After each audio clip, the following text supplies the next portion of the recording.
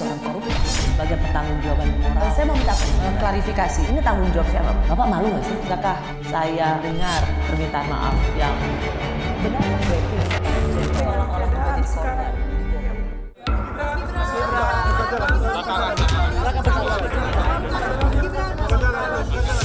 Sekali lagi saya ucapkan terima kasih kepada keluarga besar Golkar. Saya sangat mengapresiasi hasil Rapimnas. Untuk selanjutnya akan kami koordinasikan, akan kami tindak lanjuti bersama dengan Pak Prabowo.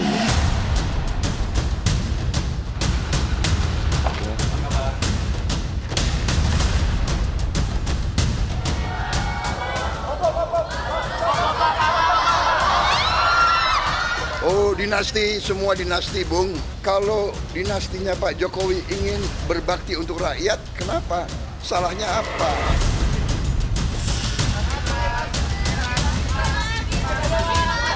Doakan lancar ya. Makasih. Capres dan Cawapres 2024 Prabowo Gibran.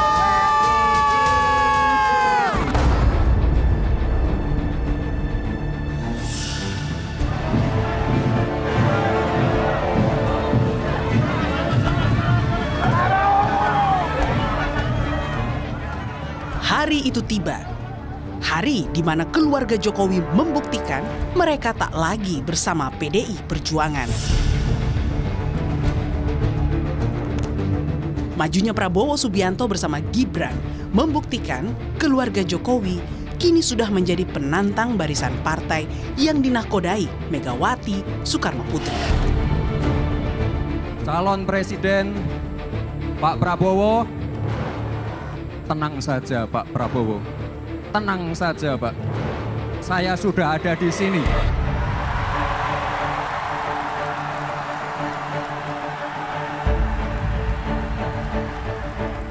Bagaimana? Nggak salah pilihan aku? Paten nggak?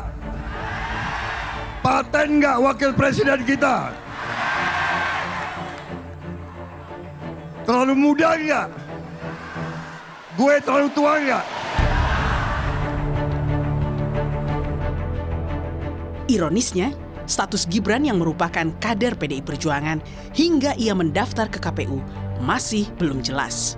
Apakah wali kota Solo itu masih kader Banteng atau sudah merapat ke Partai Beringin? Nggak ada pengunduran diri, nggak ada memberikan KTA, nggak ada lain-lain, hanya pamit untuk menjadi cawapres Mas Prabowo. Keputusan Gibran menerima pinangan Prabowo Subianto oleh sebagian pihak dinilai sebagai tindakan yang tidak etis. Kolumnis Kompas yang juga mantan Menteri Hukum dan HAM, Hamid Awaludin bahkan menulis, langkah politik yang dilakukan oleh dinasti Presiden Jokowi yang menurut ukuran manusia normal sangat bisa menyakitkan hati. Tentu saja Megawati, anak-anak, dan para kadernya terluka dengan langkah ini. Betapa tidak, Gibran naik menjadi wali kota Solo atas dukungan Megawati dengan cara mengorbankan hasrat dan keinginan kadernya sendiri.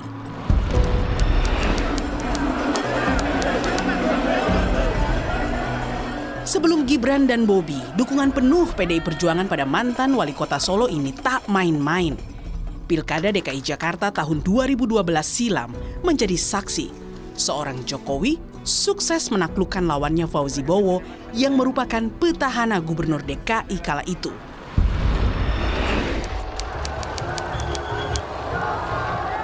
Hingga puncaknya, Jokowi berhasil menapaki puncak karir politiknya sebagai presiden kala memenangkan Pilpres 2014 bersama Yusuf Kalla.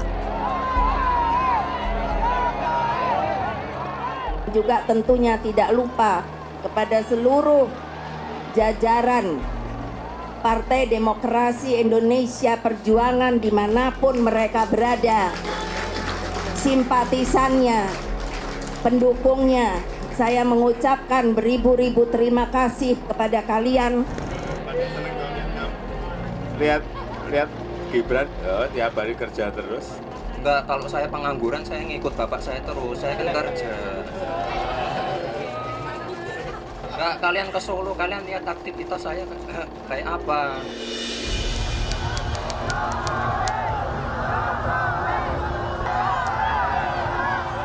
Kemenangan Jokowi kembali terulang pada Pilpres 2019. PDI Perjuangan bersama 8 parpol yang tergabung dalam Koalisi Indonesia Maju berhasil mengantarkan pasangan Jokowi dan Ma'ruf Amin dengan total perolehan 55,50% suara.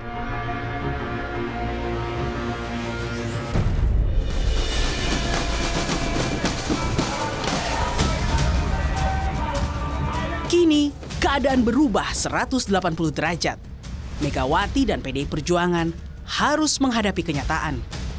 Jokowi dan keluarganya sudah meninggalkan keluarga lamanya dan menjadi penantang Ganjar Pranowo Mahfud MD.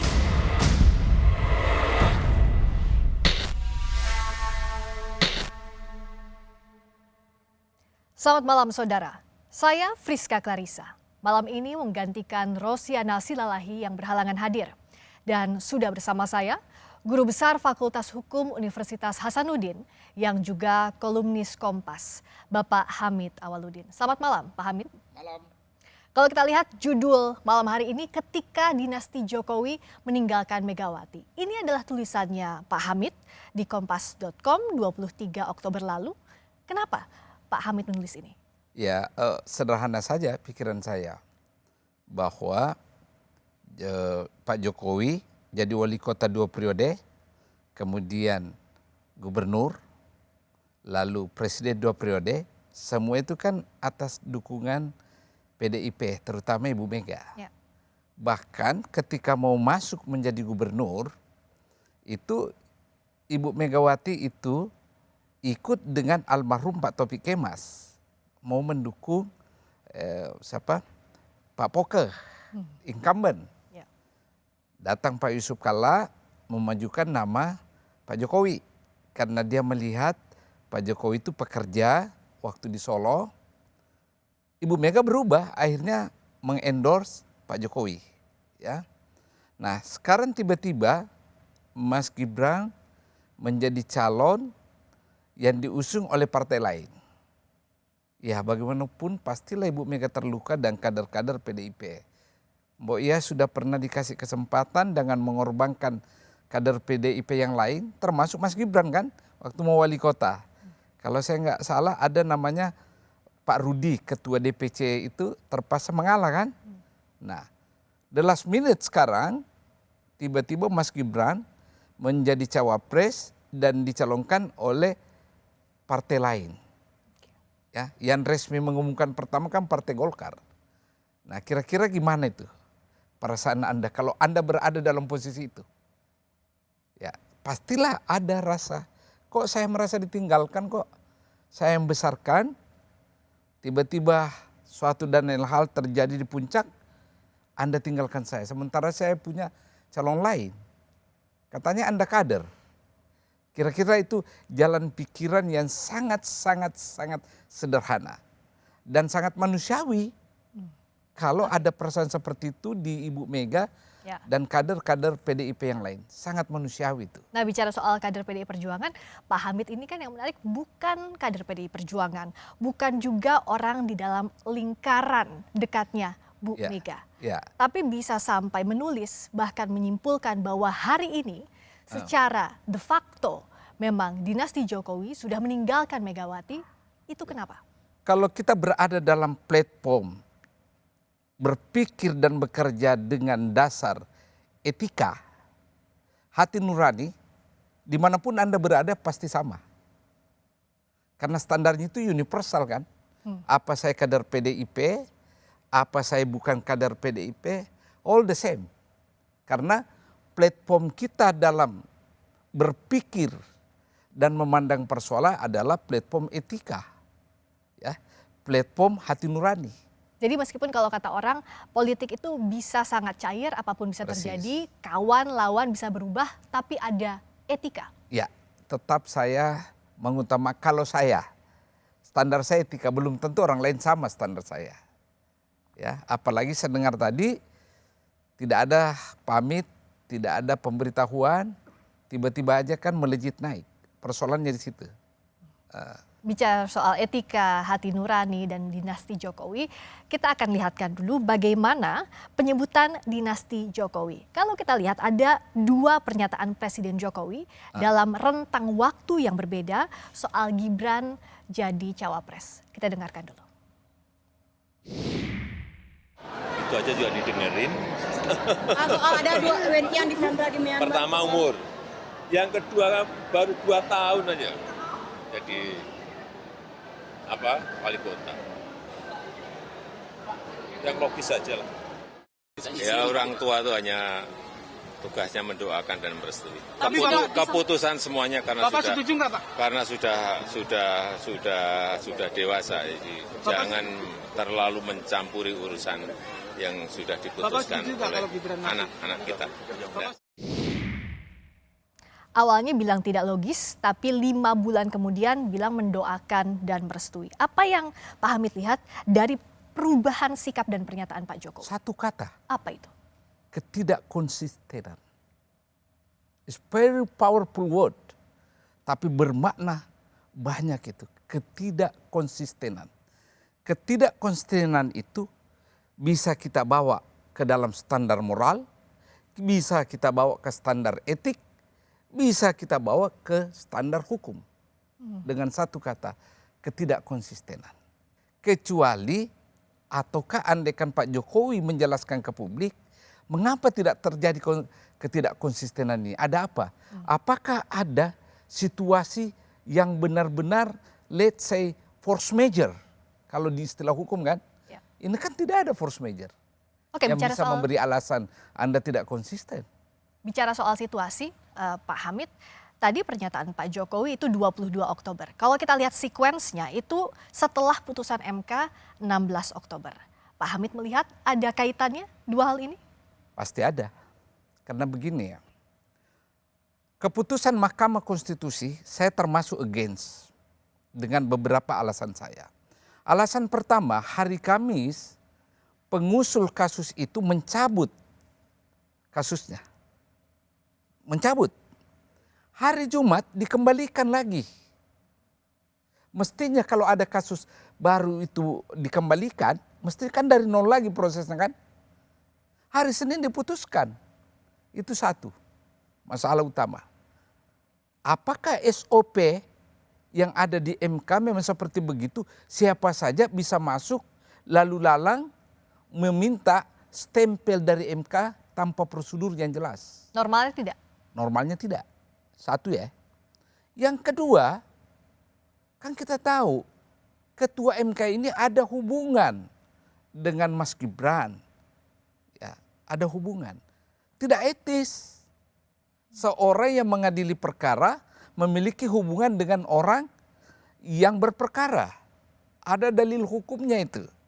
Dan pasti ada dalam tata tertib MK. Ketiga, kalau Anda melihat komposisi suara hakim sebagai berikut. Ada 3 yang mengatakan boleh. Ya, bahkan menambah aturan baru bahwa boleh Anda tidak berada di bawah 40 tahun tetapi Anda punya pengalaman empirik ataukah sedang menjabat sebagai kepala daerah. Kepala daerah konteksnya wali kota, bupati atau gubernur. 2 hakim MK mengatakan oke, kepala daerah, tapi yang kami maksud kepala daerah itu gubernur. 4 sama sekali tidak boleh. Dissenting opinion. Jadi kalau Anda jumlah ini 2 tambah 4, ya itu 6, 3. Hanya 3 yang membolehkan karena 2 ini boleh di bawah 40, boleh pengalaman kepala daerah, tapi yang kami maksud kepala daerah itu adalah gubernur. Ya kan? Ya. Sementara Mas Gibran kan hanya wali kota. Berarti nggak masuk kategori itu. Ketiga alasan ini yang membuat saya tidak bisa memahami jalan pikiran MK. Meskipun Ketua MK Anwar Usman saat ditanya oleh publik banyak sekali keraguan ini bilang bahwa apa yang diputuskan MK bisa dipertanggungjawabkan berdasarkan irah-irah demi keadilan berdasarkan ketuhanan yang Maha Esa. Pak Hamid masih meragukan? Saya meragukan. Karena waktu di proses pertama kan dia tidak hadir. Tiba-tiba the last minute mau ditentukan dia hadir kan. Ada apa? Itu yang membuat salah satu hakim MK kan marah. Saldi Isra, Profesor Saldi Isra. Kok tiba-tiba berubah? Dalam dalam tubuh MK saja ada hakim yang meragukan. Bagaimana kami yang di luar? Itu aja kuncinya. Ya. Jadi keraguan itu sah. Pertanyaan itu sah. Ketidakpercayaan itu sangat sah. Kalau melihat fakta yang mengiringi proses lahirnya ini putusan. Oke. Nah, putusan ini dianggap jadi pintu masuk utama Gibran melaju di Pilpres 2024. Bicara soal Gibran yang maju jadi cawapres, kita akan dengarkan perbedaan pernyataan Gibran soal keinginannya maju sebagai cawapres berikut ini. Mas, ini menjadi pertanyaan yang sangat serius. Jika MK meloloskan uji materi ini dan membuka batas minimal capres dan cawapres, Mas Gibran akan ikut dalam bursa calon wakil presiden? Nggak usah lah ya, nggak ada yang milih nanti. Ya. Banyak sekali kami dapat informasi Mas Gibran itu akan dipinang oleh salah satu calon presiden. Saya sebut saja misalnya Pak Prabowo untuk menjadi pasangan Pak Prabowo presiden, Gibran wakil presidennya. Mas Gibran akan menerima itu? Kita tunggu saja putusannya dari MK ya. Nggak bisa ya dapat kepastian bahwa sebenarnya, karena kalau jawaban seperti itu Mas Gibran, orang menangkapnya Mas Gibran mau jadi wakil presiden. Yang lebih pintar banyak, yang lebih senior banyak, itu ya. Itu tadi pernyataan Gibran dalam program Rosi 27 Juli. Tapi tak sampai seminggu dari putusan MK dibacakan, akhirnya Gibran dideklarasikan oleh Koalisi Indonesia Maju menjadi cawapres Prabowo dan sekarang sudah daftar ke KPU. Apa yang Pak Hamid lihat dari perbedaan pernyataan dan sikap ini? Ya, saya nggak tahu ya. Barangkali itu yang namanya political behavior, ya, perilaku politik. Ya, dalam waktu rentang yang sedikit ini orang bisa berubah ya. Ataukah memang ketika diucapkan itu hanyalah refleksi dari kepura-puraan untuk tidak mau. Bisa jadi. Ataukah refleksi dari kondisi yang tidak yakin ketika itu bahwa dia tidak diloloskan oleh MK. Bisa jadi. Ya. Banyak kemungkinan yang terjadi. Tapi ya dengan rentang waktu yang begitu sederhana kan orang akan tertawa. Beda kalau rentang waktunya panjang. Orang bisa mengatakan karena ada kondisionalitas yang membawa perubahan yang begitu besar sehingga you change your mind. Anda berubah pikiran. Ini kan tidak ada juga kan. Dan tidak ada penjelasan mengapa perubahan sikap itu terjadi. Di situ masalahnya.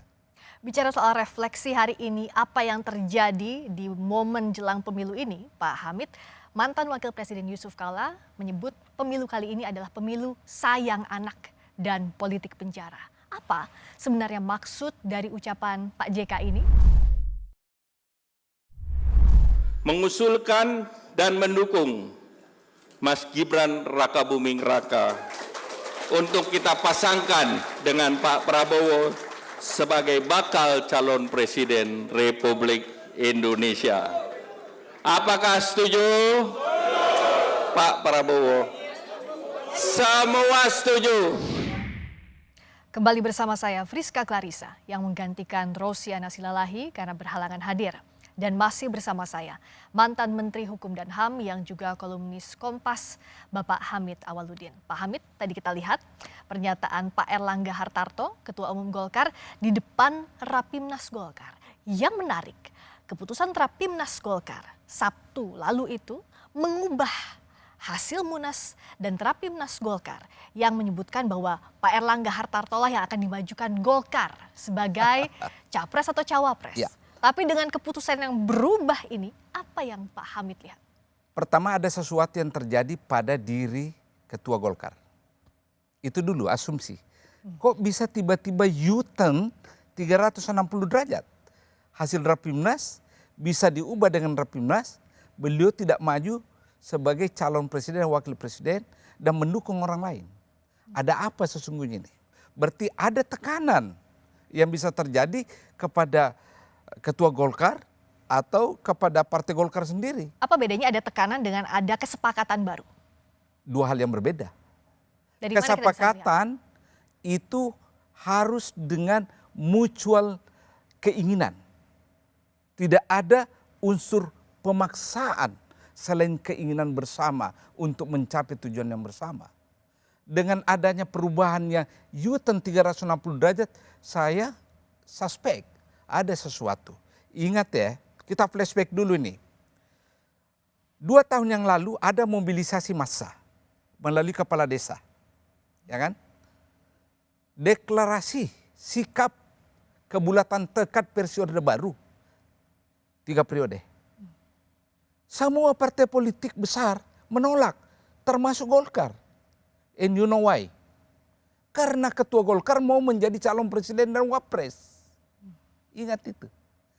Kedua, gagal itu amandemen konstitusi. Ada lagi keinginan memperpanjang 3 tahun kan? Ya. Bukan 3 periode. Karena COVID. Lagi-lagi partai besar, termasuk Partai Golkar, tidak mengendorse ide itu. Kenapa? Loh, kami kan siap ini jadi ketua, jadi calon presiden atau wakil presiden. Apa yang ingin Pak Hamid sampaikan? Yang ingin saya sampaikan, perubahan yang terjadi pada sikap Golkar dalam konteks ini pasti ada pemaksaan. Saya nggak tahu yang paksa. Dan yang maksa itu kalau kita lihat pasti kekuasaan kan. Karena ini partai besar, bukan partai ece-ece. Partai besar, partai nomor 2 perolehan suaranya.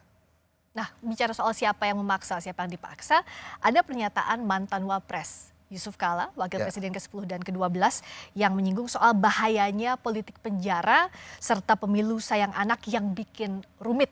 Saya kutip ucapan Pak JK dari podcast Info A1 Kumparan.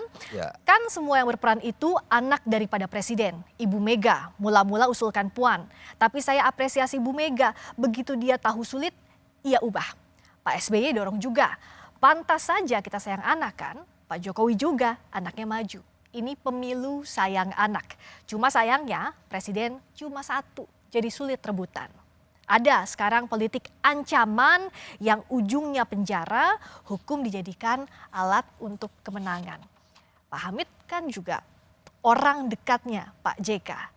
Apa yang disampaikan Pak JK ini untuk menggambarkan situasi, kondisi politik saat ini kah? Ya sangat sederhana memahaminya kan. Itu tadi. Kok tiba-tiba U-turn 360 derajat Golkar? Berarti ada sesuatu kan yang terjadi. Lalu kita pun berandai-andai.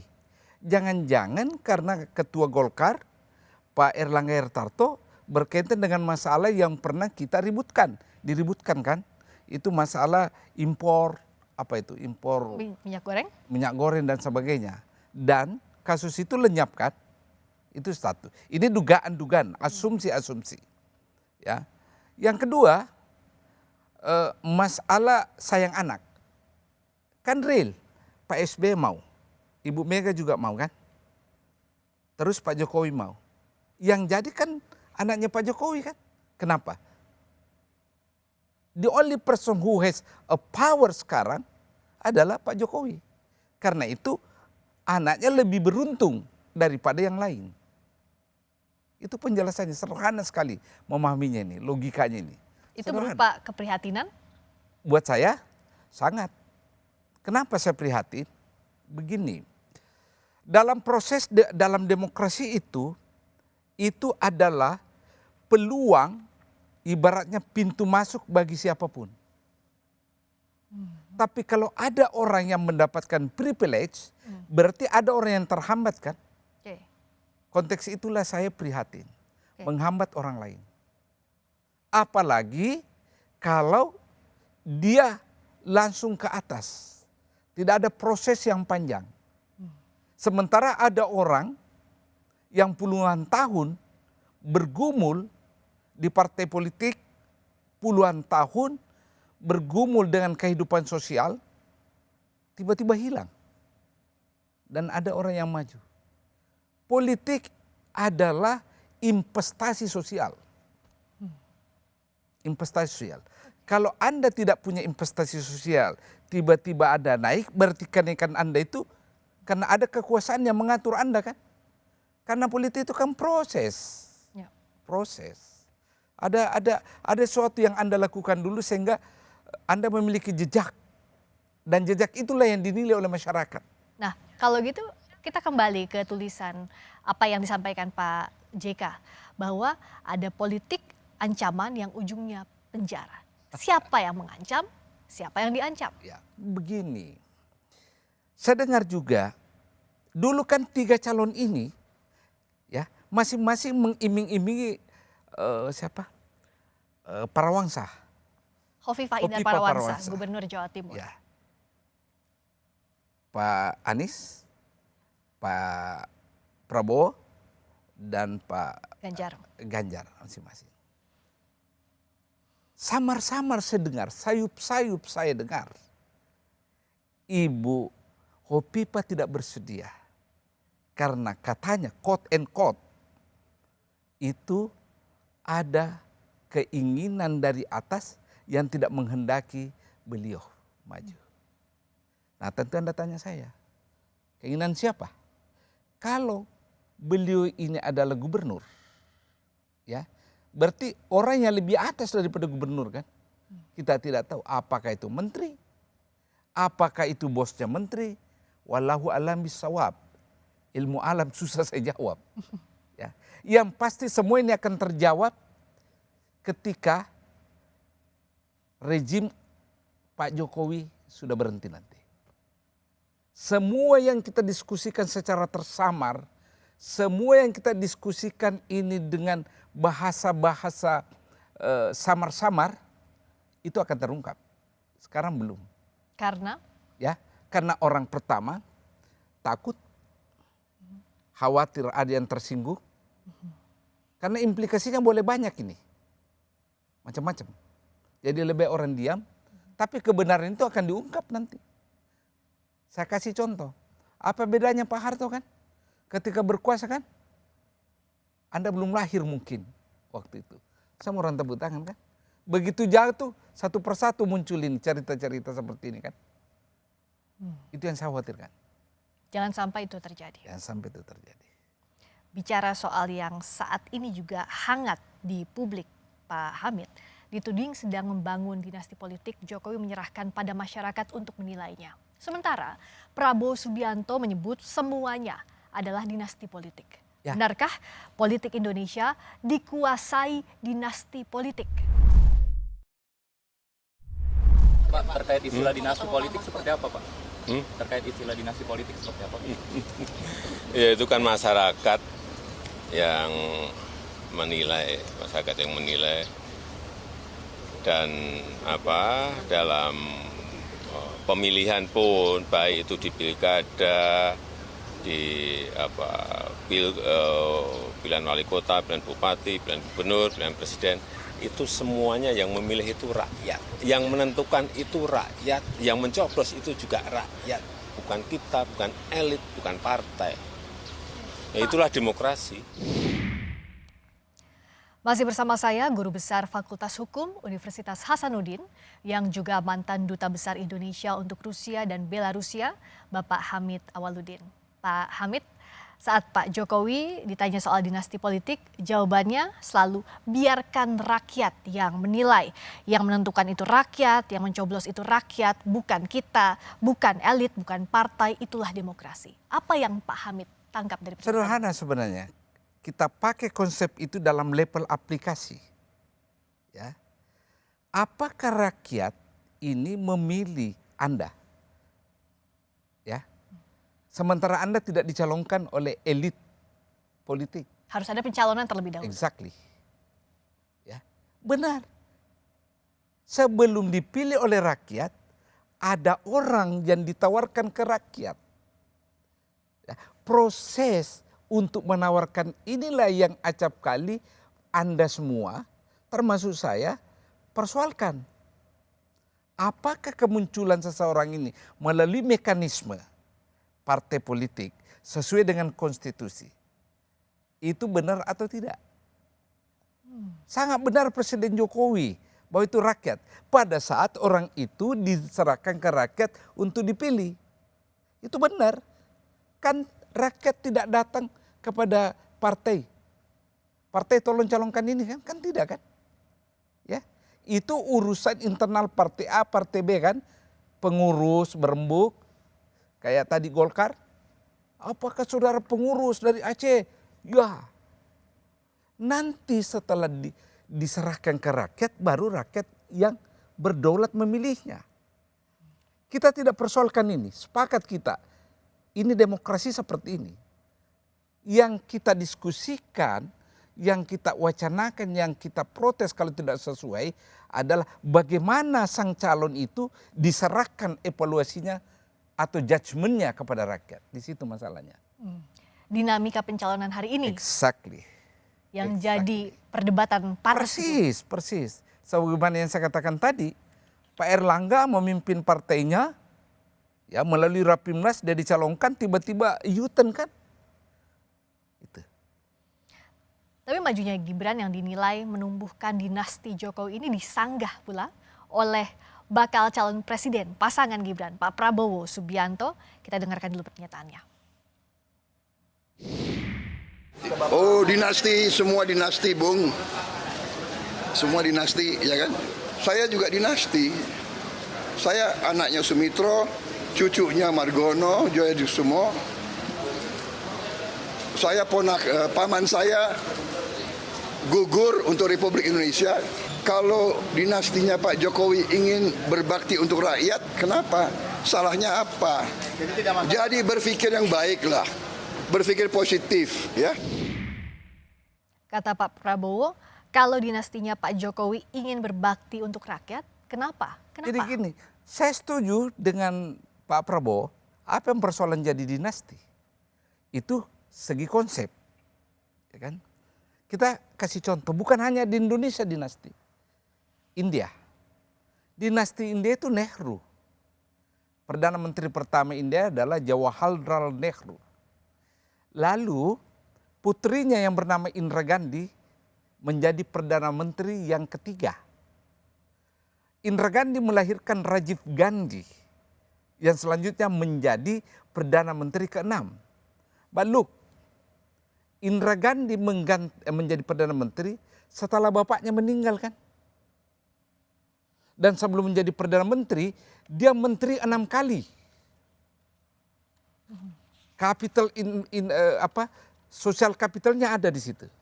Lalu Rajiv Gandhi mengganti Indira Gandhi ibunya setelah ibunya meninggal kan. Nah itu di India. Amerika, George Walker Bush, presiden ke-41. Putranya George Bush Junior mengganti beliau. Dia menjadi presiden 43. Tapi ada lag time 8 tahun kan? Ada. Lalu kita ke Filipina, negara tetangga kita. Corazon Aquino menjadi presiden, lalu diganti oleh Aquino Junior. Ya, itu butuh waktu sekian tahun setelah ibunya meninggal. Ferdinand Marcos meninggal, kemudian Ferdinand Marcos Junior atau Bongbong mengganti menjadi presiden itu setelah 30 tahun. Apa yang ingin saya katakan di sini? Sederhana. Tidak ada kecurigaan kita bahwa ada abuse of power dalam rangka menjaga kesinambungan dinasti. Sebab orang tua mereka sudah tidak ada di power. Baru anaknya naik. Jadi anaknya ini tidak dikarbit oleh kekuasaan. Anaknya tidak dipaksa naik oleh tita tahta kekuasaan, tetapi kemauan rakyat, kemampuan mereka. Dan ingat, Bongbong mengganti Marcos Senior. Sebelum dia menjadi presiden naik ke pentas nasional, dia gubernur, dia senator, dia congressman. Begitu juga dengan Aquino Junior, kan dia congressman sebelumnya. Nah terus Bush Bush Junior itu gubernur sebelumnya di Texas dan sudah punya nama. Dan sebelum menjadi calon, dia berjuang dulu di Partai Republik. Artinya tidak ada yang masih aktif juga orang tuanya. Jadi tidak ada kecurigaan. Tapi kan politik bicara momen juga, Pak Ya. Hamid. Politik bicara momen juga, Oh, momentum. exactly, momentum. But do not use the power, misuse the power.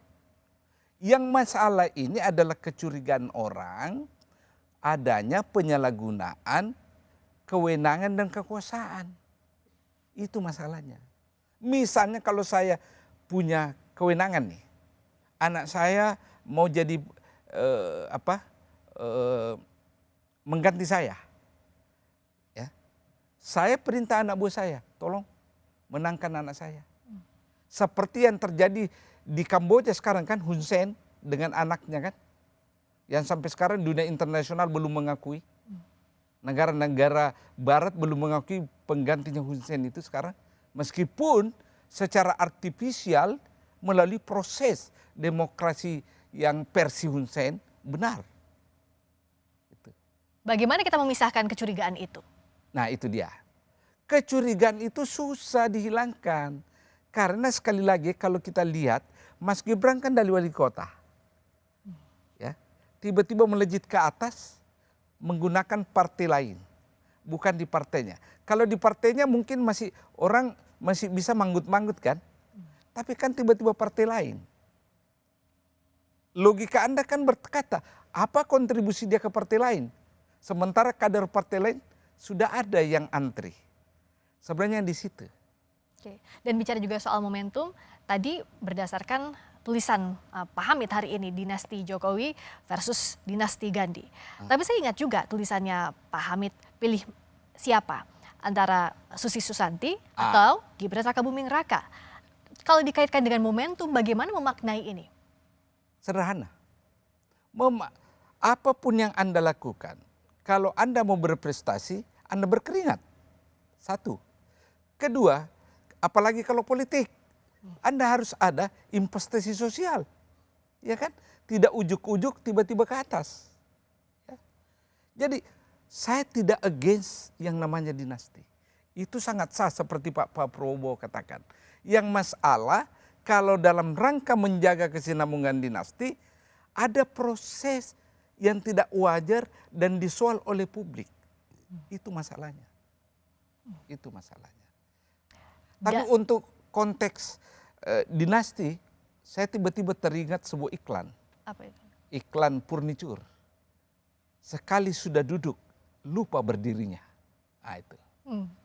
Kalau sudah duduk, lupa berdirinya. Itu iklan, saya pernah baca itu iklan. Bagaimana kita memaknai konteks dinasti politik dengan apa yang terjadi hari ini? Dengan berbagai kompleksitas yang terjadi. Ya. Bagaimana juga Pak Hamid melihat pemilu kita? Ya, gini ya. Sekali lagi, kita serahkan ke rakyat lah nanti nih. Rakyat yang memberi final judgment-nya itu ke rakyat. Dan dalam konteks ini Mas Gibran benar. Biarlah warga yang menilai. Toh sudah terjadi nih. Ya, terjadi. Kita mau bikin apa? Sudah terjadi. Biarlah rakyat pada tanggal 14 Februari ini yang menentukan pilihannya. Apakah dia memilih si A, si B, dan si C. Yang pasti rakyat kita ini semakin cerdas. Sudah bisa membedakan mana yang menurut takaran mereka layak memimpin, layak dipilih atau tidak. Ya, yang penting jangan lagi ada intimidasi ke rakyat. Itu yang harus dijaga, jangan sampai ada intimidasi. Itu. Kita bicara soal hiruk pikuk pemilu, tapi jalannya pemerintahan juga harus dikawal. Karena masih ada sisa 1 tahun masa pemerintahan Itu kan Pak yang Jokowi. saya tulis. Oke. Jangan Anda hiruk pikuk fokus kepada pemilu ini, ada pekerjaan rumah. Nah, bicara soal pekerjaan rumah, kita akan bahas sesaat lagi. Presiden Jokowi masih menjabat 1 tahun lagi. Lalu bagaimana nasib pemerintahannya ketika sudah pisah jalan dengan PDI Perjuangan?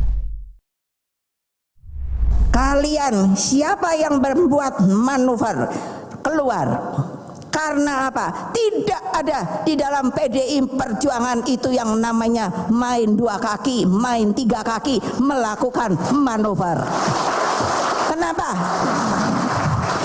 Karena saya diberi oleh kalian sebuah hak yang namanya hak prerogatif.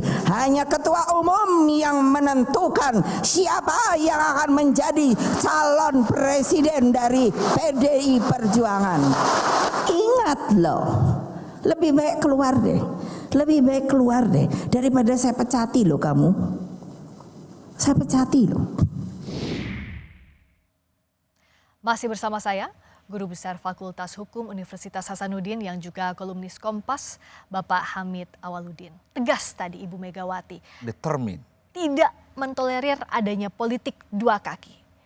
Kalau dengan kondisi saat ini, Pak Jokowi tanpa PDI Perjuangan, bagaimana? Masih sisa 1 tahun pemerintahan lagi, Pak Hamid. Itu yang saya khawatirkan.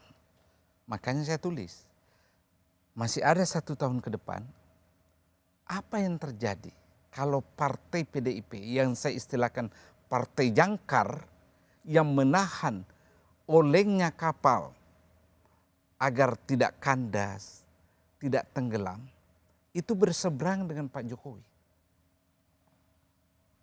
Partai pemulanya adalah PDIP. Bisa nggak Anda bayangkan kalau PDIP itu balik badan mendukung pemerintahan yang ada sekarang? Emangnya partai lain yang sekarang berkerumung dan mengklaim akan mendukung Pak Jokowi itu tidak pada lari? Saya ragu mereka lari.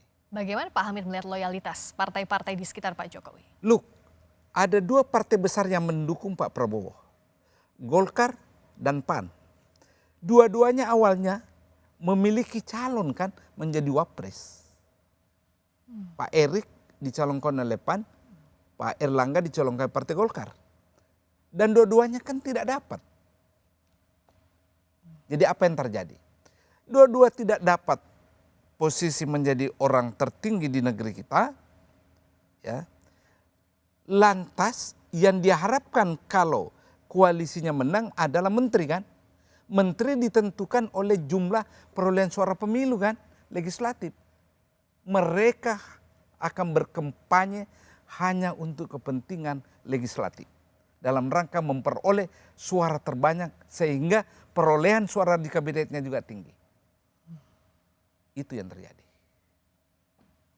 Menarik untuk menguji ini. Yang kedua ya, pemerintahan 1 tahun ini, ya, kalau PDIP tidak ada, partai jangkar mana yang dipakai oleh Yang Mulia Presiden Jokowi sebagai partai jangkar? Saya mau tanya Anda, yang mana kira-kira? Karena ini partai baru dadakan semua berkumpul kan ke situ. Saya ragu itu. Pak Hamid ragu? Ya, ragu bahwa mereka akan mati-matian mendukung sisa pemerintahan yang ada ini. Anything can happen dalam 1 tahun. Mungkin tidak ada proses yang mengerikan bagi politisi yakni impeachment. Tetapi bagaimana dengan program? Bagaimana dengan program? Kan butuh dukungan parlemen. Butuh dukungannya.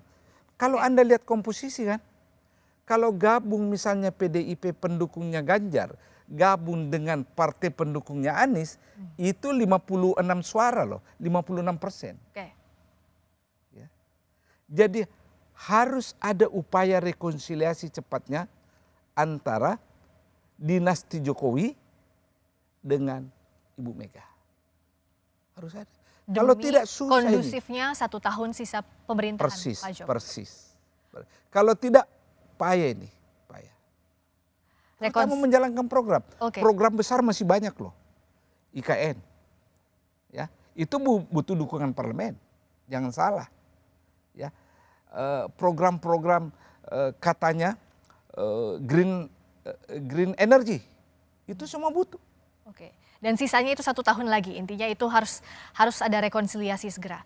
Satu yang dijaga adalah program pemerintahan Presiden Jokowi 1 tahun ke depan. Berikutnya juga bicara soal proses demokrasi yang saat ini kita jalani. Ada keraguan yang muncul soal proses pencalonan capres-cawapres. Ada stigma, apakah nanti hasilnya mungkin ada pengaturan atau tidak. Bagaimana untuk menjaga kepercayaan publik terhadap proses demokrasi ini, Pak Hamid? Very simple. sebaiknya pemilu itu diselenggarakan secara luber. Ya, apa itu luber? Saya lupa istilahnya. Langsung, umum, bebas, rahasia, jujur dan adil. Ya, jujur dan adil. Jangan lagi ada isu-isu menggerakkan aparat pemerintah, ya, mendesak kepala desa agar kepala desa memobilisasi rakyat masyarakatnya memilih calon tertentu. Jangan lagi ada kasak kusut, ya, bisik berbisik menggunakan Kapolsek, Kapolres. Ini yang harus dibuktikan oleh rejim yang mulia Bapak Presiden Jokowi, supaya ya pencalonan ini semua bisa dilegitimasi oleh rakyat. Tanpa itu, kalau toh misalnya terpilih, legitimasi leadership itu tidak ada. Di mana wibawa? Tapi kalau dia mampu membuktikan ya bahwa pemilu berjalan jurdil, no problem. Belajar dari kasusnya Ibu Mega.